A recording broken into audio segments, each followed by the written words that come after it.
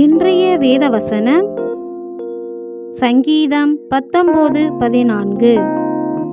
என் கன்மலையும் என் மீட்பருமாகிய கர்த்தாவே, என் வாயின் வார்த்தைகளும் என் இருதயத்தின் தியானமும் உமது சமூகத்தில் பிரீதியாயிருப்பதாக. ஆமேன்.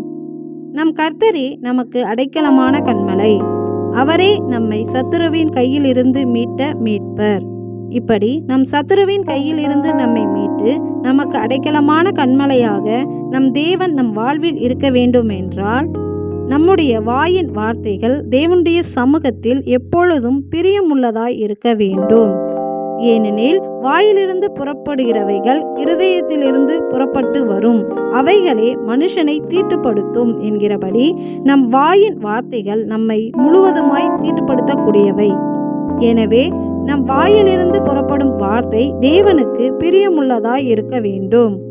அன்றியும் இருதயத்தின் தியானம் என்பது மனதை அமைதிப்படுத்தி கடவுளின் வார்த்தைகளையும் அவருடைய செயல்களையும் அவருடைய குணாதிசயங்களையும் நம் இருதயத்தில் ஆழமாக சிந்தனை செய்வது.